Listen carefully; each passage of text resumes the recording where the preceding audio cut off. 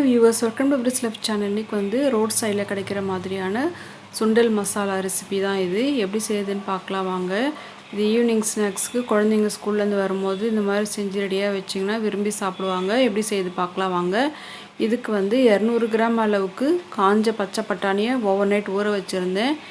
இப்போ அதை குக்கரில் சேர்த்துட்டு கழுவிட்டு கூட ஒரு உருளைக்கிழங்கு தோல் சீவி கட் பண்ணி சேர்த்துக்கிட்டேன். மஞ்சப்பொடி 1/4 ஸ்பூன், உப்பு 1/4 ஸ்பூன் சேர்த்து வேக வச்சு 4-5 விசில் எடுத்துக்கிட்டேன். இப்போது இது ஸ்மேஷர் வச்சு கொஞ்சமாக ஒன்றும் பாதியமாக இது போல் ஸ்மாஷ் பண்ணி எடுத்துக்கலாம். அடுத்தது இது தேவையான இன்க்ரீடியன்ஸ் வந்து 2 வெங்காயம், 1 தக்காளி, ஒரு 3 பச்சை மிளகா இதெல்லாம் கட் பண்ணி வச்சுருக்கேன். இப்போ கடாயில் எண்ணெய் சூடாகிட்டு இருக்குது. எண்ணெயில் பியூர் சில்லி, தனியாத்தூள், கரம் மசாலையெல்லாம் ஒரு ஸ்பூன் சேர்த்து எண்ணெயிலே போட்டுடணும். நெக்ஸ்ட்டு 3 பச்சை மிளகா கட் பண்ணி வச்சுருக்கோம், அதை சேர்த்துக்கலாம். வெங்காயம் 2 சேர்த்துக்கலாம்.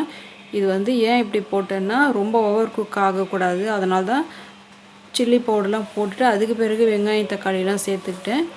இப்போ வந்து இஞ்சி பூண்டு பேஸ்ட்டு 1 ஸ்பூன் சேர்த்துக்கலாம். இது ரொம்ப ஓவர் குக் ஆகக்கூடாது, செமி குக்காக தான் இருக்கணும்.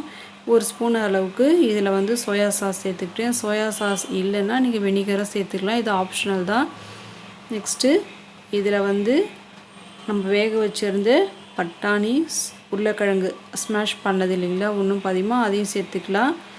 இப்போ அதை நல்லா கலந்து கொடுத்து கொதி வரட்டும். இப்போ இந்த ஸ்டேஜில் நெக்ஸ்ட் நம்ம வந்து சேர்க்குறது கொஞ்சமாக வாசனைக்கு பெருங்காயப்பொடி சேர்த்துக்கலாம். இது கலந்து கொடுத்து கொதி வந்த பிறகு ஆஃப் லைம் பிழிஞ்சு விட்டுக்கிறேன். சால்ட்டு கொஞ்சமாக சேர்த்துக்கலாம், ஏன்னா முன்னாடியே பட்டாணி வேகும் போது சால்ட்டு போட்டதுனால இப்போ கொஞ்சமாக சேர்த்துக்கிட்டேன்.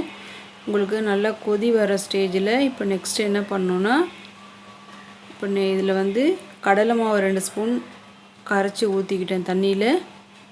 இது கொஞ்சம் திக்னஸ் ஆகும். ஒரு 3லேருந்து 5 நிமிஷம் கொதிக்கட்டும்.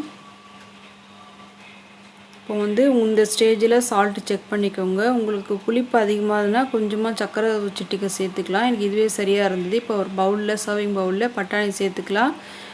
இதில் பொடியாக கட் பண்ணி வெங்காயம், கொத்தமல்லி சேர்த்துட்டு சர்வ் பண்ணலாம். ரொம்ப டேஸ்ட்டாக இருக்கும், செஞ்சு பாருங்கள். தேங்க்ஸ் ஃபார் வாட்சிங்.